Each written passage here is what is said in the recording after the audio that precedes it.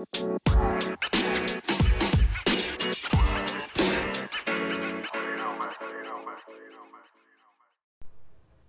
guys, good morning. Welcome back to the podcast, back to Tomboy Official. It's about 7:30 something a.m. Wednesday morning. We're on day 29, meaning tomorrow's the last day of this Aina's Keys book. So we'll see where I go from there. I've got some plans today. I didn't know if they were gonna fall through or not, but I've got some Vegas friends visiting.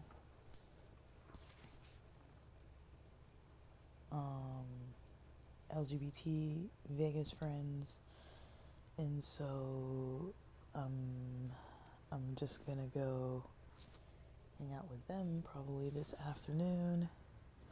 They're about to start driving around 8 a.m. to LA, so around noon is kind of my limit for today. I kind of wanted to talk a little bit about programming.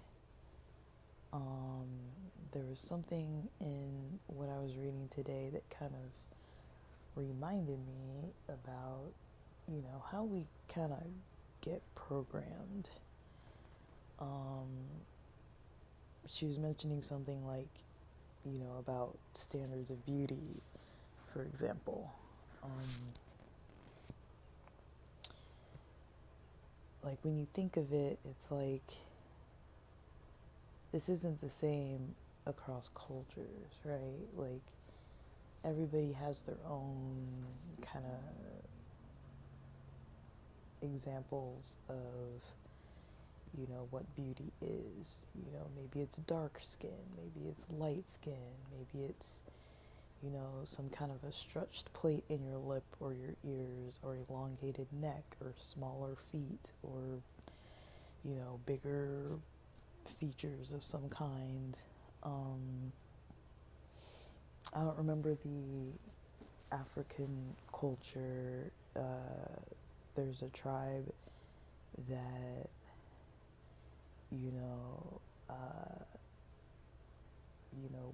women find the males beautiful based on things like braided long hair, white teeth, this ability to, take the eyes and like move the eyes like kind of left to right, and like having a big smile with white teeth, being able to kind of jump high. Like these things are seen as beautiful, attractive. They have like a form of like facial paint or facial like makeup paint designs and things like that. Whereas, I'm not saying that's not attractive. I'm just saying like in Western American culture, that's not something that males are taught as like those are attractive qualities, right? So sometimes we learn these things, and and in a way, learning is a form of programming. And when you think about it, the way the Western system is set up is basically to start indoctrinating people from about age 5, when they're such a sponge absorbing things, all the way till like almost age 17, 18. You're basically just going to school from 8 o'clock to 3 o'clock every single weekday, 5 times a week, almost 7 hours a day for 5 times a week. You are basically being taught what you're supposed to know, how you're supposed to be, how you're supposed to act. So culturally, I would say, a lot of times you're not necessarily, it might not be like negative, because I feel like every culture has a form of like training and educating and, passing values on to different people. But the place where I see it as like more problematic is when, you know, we're taught not to challenge any of it. We're taught, okay, this is just how it is. For example, we are given history classes, right? But the history is not well rounded in teaching.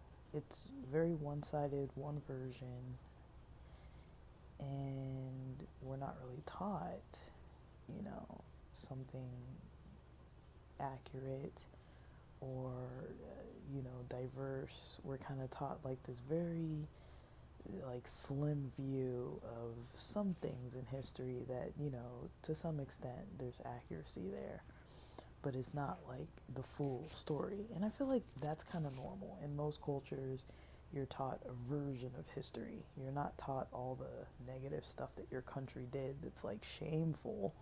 You're usually not taught about all that, or like you know that it exists, but you know they're usually not having full-on classes before college ages where you're going in and delving into all these different details, because I think the reason why is because they don't want to, in quotes, maybe confuse you, or they don't want to, you know, open your eyes during a phase of time when you're still absorbing and forming ideas. They don't want to like give you some alternative perspective, you know.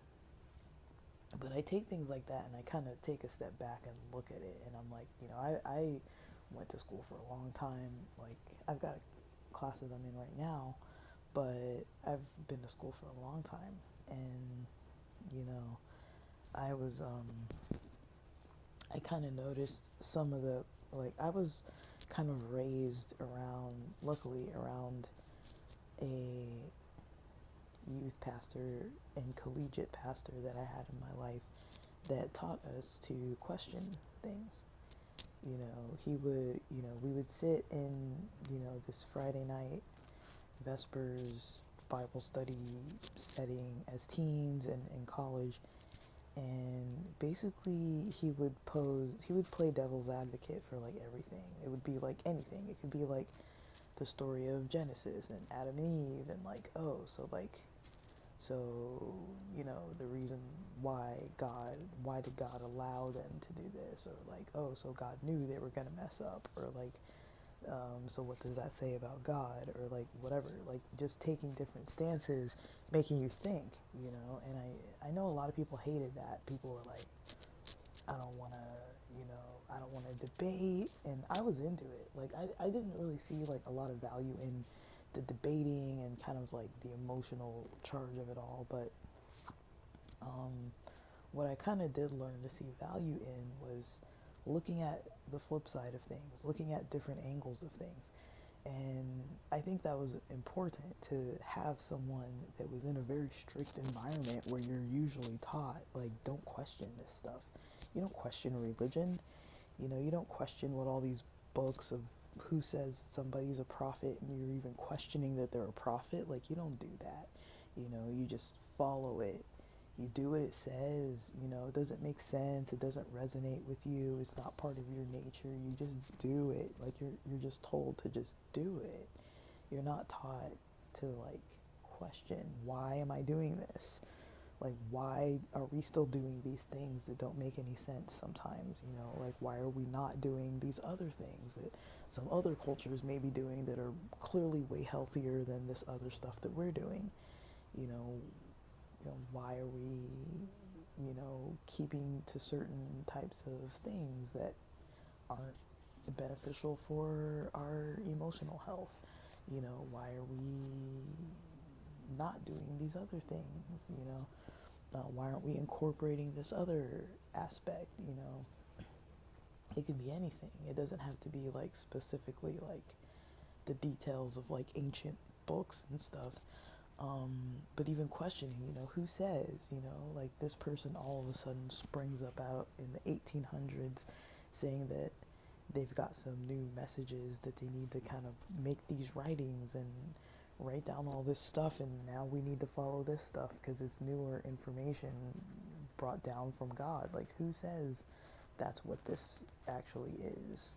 And I'm not saying, people should or shouldn't believe in religions or whatever. It's a touchy subject, but, you know, I think it was valuable to be taught to question stuff and be comfortable with questioning stuff, because I've noticed a lot of times people aren't comfortable with thinking past what they already know, and that's kind of a concept that's come up recently with me.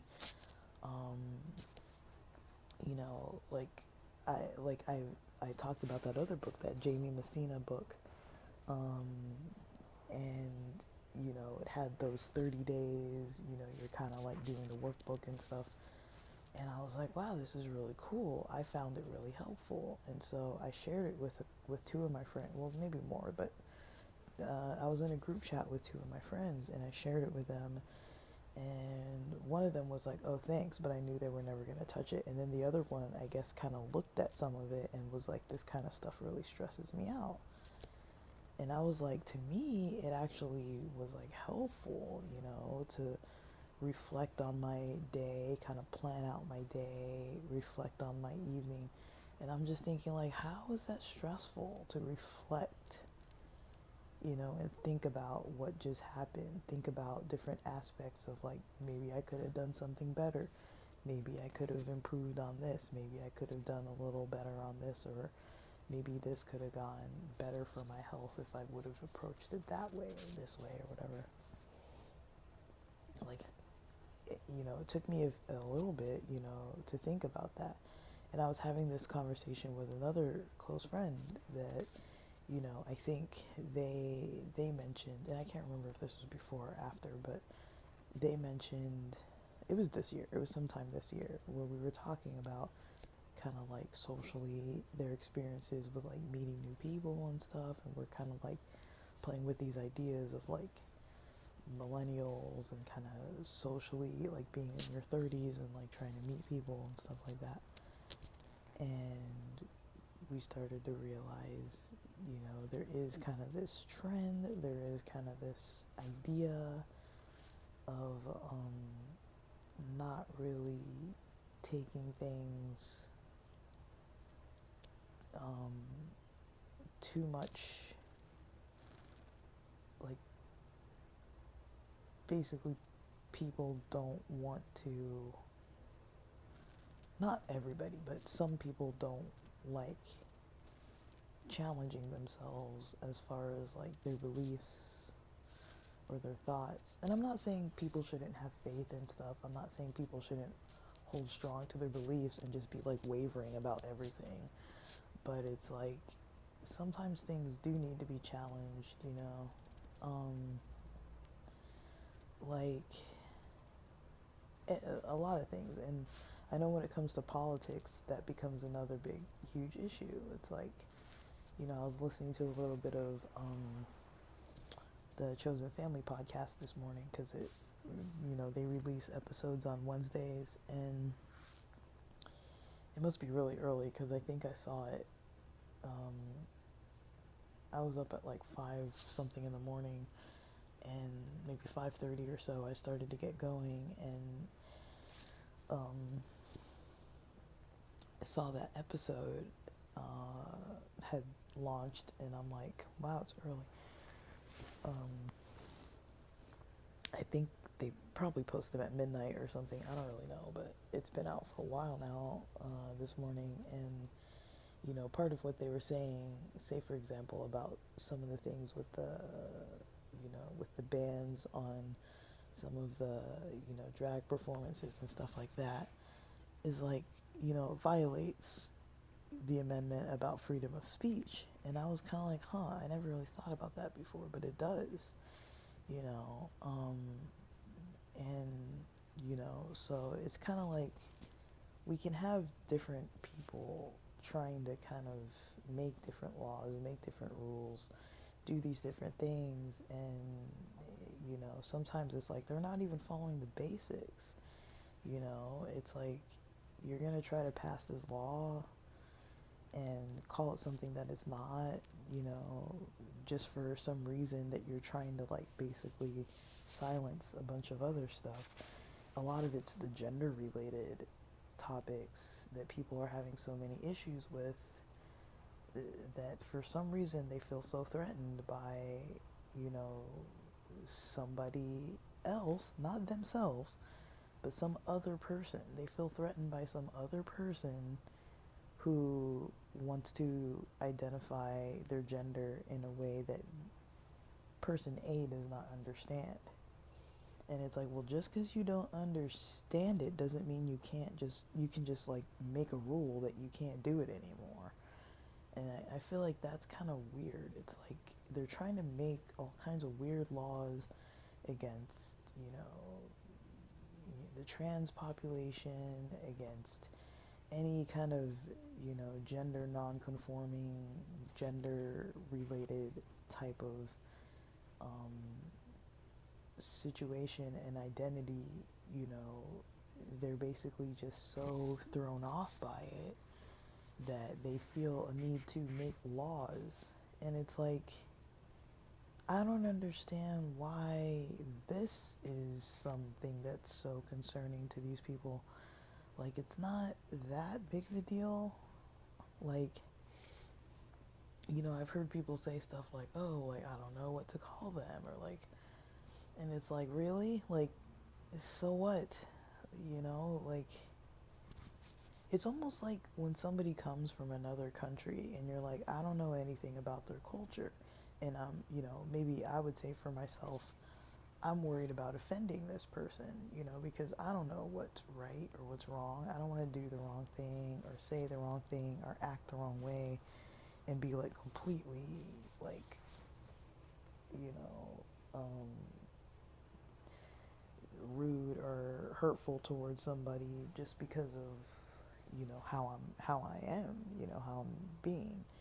And I mean, I think people can tell when you're trying to be nice, when you're trying to be respectful, even if you're not maybe getting it, you know, fully accurate. You know, like there's always going to be those kind of cultural, you know, misunderstandings until you get to know a person, right? And it's kind of like, I kind of see some of that going on with a lot of these laws and stuff. It's like, okay, like, you don't understand it because you've never had to try to understand it because you keep so distant from these things. Your life is so isolated over where you're living, and it's never touched your doorstep or come across your desk, or, you know, you've never had to think about it. And because so many people have such a hard time with the thinking part, thinking outside of the box, thinking outside of the programming, a lot of times I think that's what's happening is people are like, wait, I don't want to deprogram this way of thinking. So I'm automatically, my ego in my mind is telling me, okay, like I can't, you know, challenge that part of my programming because it's uncomfortable and it stresses me out. Therefore, if I have power, I'm going to do everything in my power to make sure I don't ever have to challenge that, you know. So I'm going to say that things are immoral. I'm going to start saying, you know, some weird, like, lies and bending some truths, just because I know I'm in a position of power. And if I'm a politician or a leader or a teacher or some kind of doctor or somebody with a trusted reputation of some form, people are going to listen to me when I say these bad things, when I try to, like, you know, make this other group's reputation bad because I don't believe in what they're doing and I don't want to try to even understand it. Like, that's kind of what I hear. That's kind of how I interpret what's going on. It's almost like have you ever come across somebody who's like mad at another person, right? And this is like kind of like a natural ego thing that people do.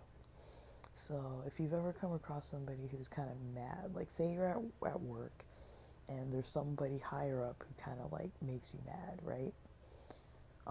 And you're confiding in another person, you're kind of venting to your friend or whatever, like, this boss, you know, is getting on my nerves. Like there's like different layers. There's like a top layer that's like the basics of what happened. Like this person's getting on my nerves because they did XYZ. You know, I think what they're doing is like unfair treatment or whatever. And then there's this other second underlying attack that people do, and they start attacking character and attacking morals and values and like, you know, so it's like first there's this first tier of like, oh, this person did XYZ to me, they did this bad thing, I don't trust them anymore. You know, there's that kind of like surface level, like basic, like, okay, I'm distancing myself, or like I'm expressing anger or feeling this negative emotion because of this experience that I had with them that was negative, right? That's kind of like almost like the facts. Like, I'm feeling this way, and it's related to, you know, my memories and expectations of how this person should be treating me because I believe what they're doing is wrong, therefore I'm mad, and they did these wrong things, and that's not really professional. And those are probably facts, right? And then it's another level deeper from that where people start getting into the, oh, well, you know, the gossipy, like, oh, like, well, they have a comb over and they're balding, and like this person is, you know, they've got bad breath, and, you know, I can't believe the car they drive. Like, did you overhear what they said to the other person? And like the emails, how they misspell, you know, like kind of like attacking somebody's character, right? And it's like people do that. They go from like the mad of like what happened to the I'm going to attack this person's character, and then I'm going to spread all this nonsense to everybody else to try to convince them to believe in me, to try to convince them to believe in me, in my, you know, example, uh, you know, and I could almost say that I'm even doing the same thing. It's like I try to call out the fact that they are basically not at a point in their mind and their psyche where they're willing to challenge their ego. You know, I can point that out and just be like, these people are backwards and just can't evolve. You know, it's like they're in this backwards thinking, trying to like use this other form of manipulation, you know, and there's kind of like these different camps of thinking, you know, and I don't think there's really too much of a way past that, because some people believe that they need to protect their ego, and they don't even notice that their ego is rising up when they're doing these things. And then there's other people that are like, well, I don't want everybody basing opinions and laws off of their ego, you know. And so there's kind of these two different viewpoints with things, and that's kind of what's basically happening on a psychological level. But at the same time, it's like, what can you really do about it? Like, someone who's in their ego, making, you know, kind of tweaking ideas and making lies about things, you know, versus another person who is trying to call out someone else being in their ego. I mean, and that person's, I mean, I'd say I'm probably in my ego too, because I feel like I want them to change what they're doing, um, for the better good, for, forwarding humanity, like past these weird programmed ideas that I don't think are necessary to really think in anymore. Like, I'm ready for progress and change, and for people to have their eyes open to the fact that there is diversity and differences, and there's nothing to be afraid of. And then there's other people like, well, this is something to be fearful of because we never did it like this before. You know, people weren't changing their IDs and, having to correct somebody about their pronouns, and we never had to talk about pronouns, and we never had to worry about, different people needing to do things differently. They don't want anything to change because it scares them. And there's others of us that are like, we're not scared of this. Like, why is this an issue? And I think that's one thing that it's going to be hard to really try to combine, views, I don't think it's possible to combine views. Maybe I think people just have to figure out where their ego's taking them on things. And is their ego more like, I want change, I want things to change, I want things to be more diverse and open, and for people to be able to express themselves, and for people to kind of accurately, explain their perspective on themselves and their identity and things like that. I'm not afraid of that, like, I don't really care. Like, that's not a threat to me. I don't see any of it as a threat, but there are plenty of other people out there that see it as a threat. So, I don't know. When it comes to, that's kind of what comes to my mind when I think about programming and kind of like how we're kind of like programmed. There's still ego on all sides. Like, I can sit here and say like, oh, I'm not coming from a place of ego. I mean, I think I am. I think anytime we have a solid opinion formed, we're going to be coming from a place of ego. But I do think it's different to have your ego not really trying to suppress other people, even though even if you're open-minded, you're still technically suppressing the people who aren't open-minded. So it's kind of like a weird thing to kind of think about, where it's like, well, I'm not like against them necessarily as humans. I'm just against the way they think, because it's like, if there's people in power who basically push their agendas because they don't want change, and then there's other people who are pushing their agendas because they do want change, it's like that's basically all it's coming down to. And I think there is prejudice on all sides. I mean, it's not even just this, it's kind of a lot of other stuff too. But anyways, that's kind of where my head went this morning. Been up since like 5:30. Let's go through what my evening kind of looked like. Yesterday was very busy. Yesterday I woke up at like 5:35 a.m. or so, had coffee around 6:30 a.m., was researching, podcasting, blogging from like about 6:50 a.m. till about 12:30 p.m., where I took a really lengthy lunch break, prepped some lunch, ate some food, watched a movie, had an edible, then got back into things around like 5 o'clock, had dinner around 6, and then around 6:30 to 8 I was working on some blogging again, and then finally like 8:30 p.m. I had lights out, had like a little melatonin. 9:30 p.m. I was already kind of almost dozing off, but had a little more melatonin, and then probably fell asleep before 10. I don't really know. And then this morning I woke up around 5:15 a.m. Around 5:30 I started listening to finance news with Meet Kevin. Now, I can't really vouch for that guy necessarily. I try not to like crap on people's, brand.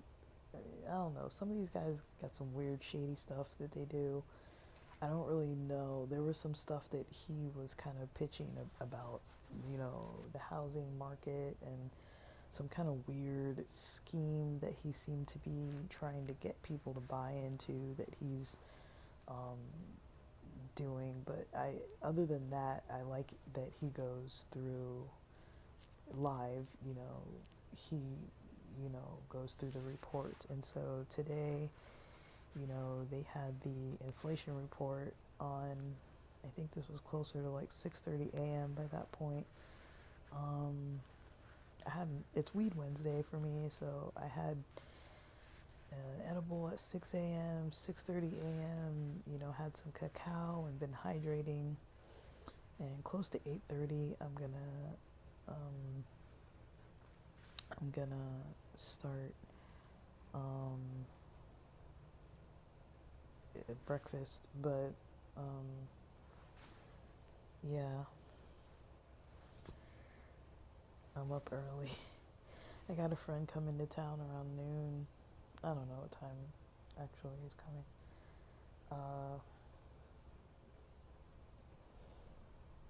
I think he just started driving. Let me see approximately.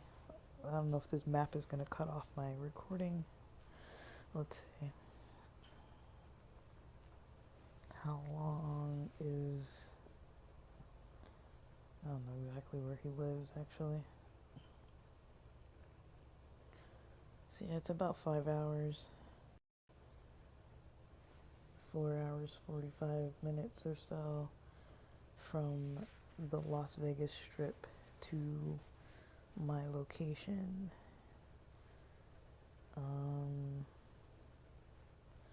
So yeah, if I start getting ready around noon, that should be good, because I think they're barely getting on the road. Yeah, I just don't like people having to wait on me to get ready, but yeah, I'm glad I started early this morning. No caffeine this morning though. Well, yesterday I was having a pretty gnarly crash and I was not appreciating it. So today I decided, let me just lay off,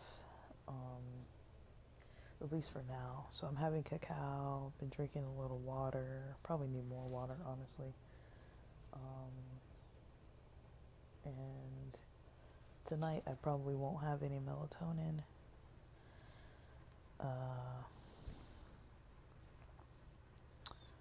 But yeah, I don't really want to have to really deal with like way too much stuff.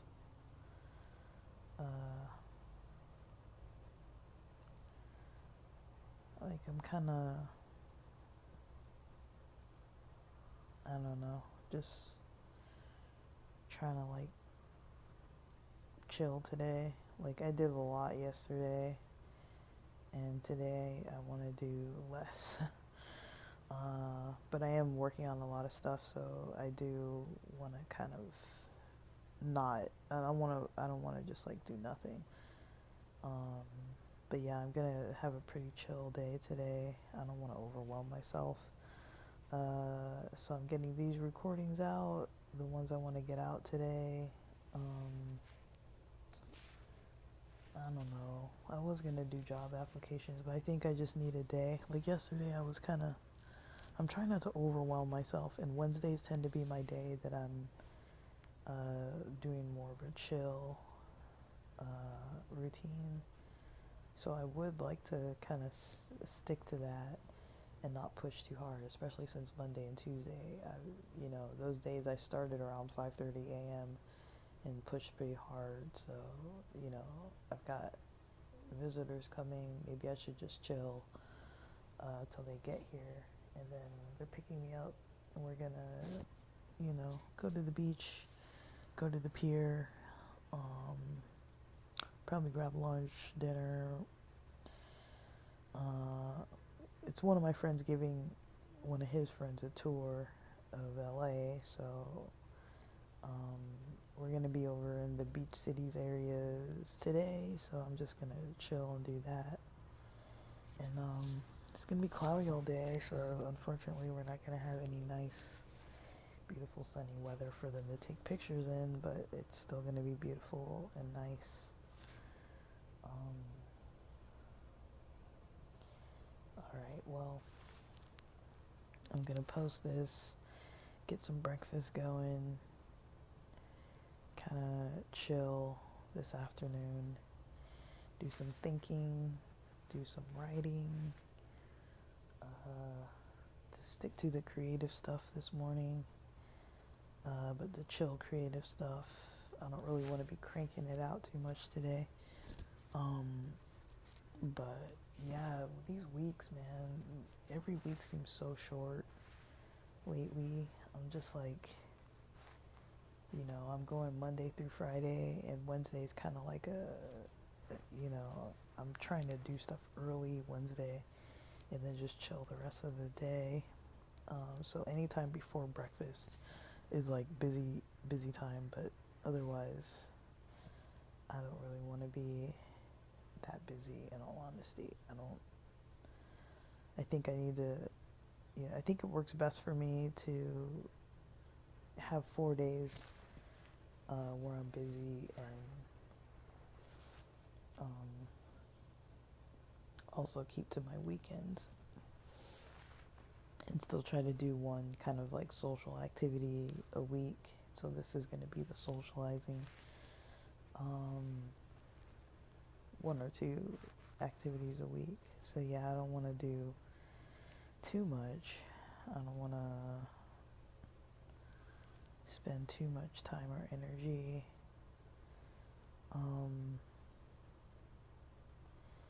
doing like, overwhelming myself, and especially because, I think the melatonin is too much for me, and then caffeine is too much. Like, I don't want to get into that cycle again of like the melatonin and the caffeine, and a little bit of B12, and then it's like, yeah, the last couple days, by 4 o'clock, or probably closer to 2 or 3 o'clock, I've had that crash, and so, I don't want to experience that again today, and I do need to kind of give my mind and my body like some rest, so I'm really going to pay attention to it, because I don't want to be overwhelming myself. I did not get to my yoga yesterday. Today I'm going to be walking a lot, I'm pretty sure, so that's going to be good, but yeah, I should probably stretch before that. But yeah, I didn't get to my yoga yesterday. I wanted to. I had intended to, but I just didn't. I thought about it. I didn't want to break up my work day, basically. I was kind of like really smoothly getting a lot of work done. Had a good workflow yesterday, for the most part. For being at home, I had a good workflow. But I was, trying to get into some deep work and just focus, and was able to kind of do that. And, I don't really want to be in it too deep today. Like, I'll keep this morning as just like the routine posts. But yeah, see what you guys think. I'm not trying to sound like wishy-washy, and I'm not trying to sound like I know everything. But it's kind of food for thought all the time, right? It's like it's easy for me to be like, okay, these people are in their egos, and it's like, yeah, well, I'm in my ego about them being in their egos, and so that's kind of the reality of it. It's not easy to admit, but I think that's what it is. And I do think that at least some of what I said, I think a lot of things in, people having different beliefs, it kind of comes from these spaces. Now, I think there's nothing wrong with people having different beliefs from one another. It's just the ability to be able to respect it and then live together all together, is hard, because it's like we can have different beliefs, different views, but usually people want everyone to believe what they believe. Like, I would love it if everybody believed what I believe. That would be great. That would help me out a lot. It would benefit me, for sure. It would benefit me. But that's not really the way life works. And the way I think today, it might not be the way I'm always thinking. But yeah, I do like the idea of kind of like developing thoughts, developing ideas, developing theories, and trying to, challenge a lot of it, in a philosophical sense. I know a lot of times we use like Western philosophical approaches too. Like there are different methods of kind of like approaching things that aren't like things that like Socrates and those guys were trying to do. Like there's a lot of ways that we don't really look at, but I do like to see different perspectives, and it's, you know,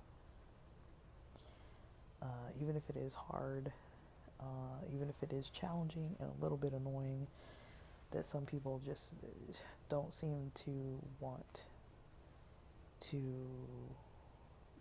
be too open to. Like, I think when it comes to like a point of, you know, making rules where people can discriminate against one another, that's where I start getting a little like, okay, like they're pushing it too far,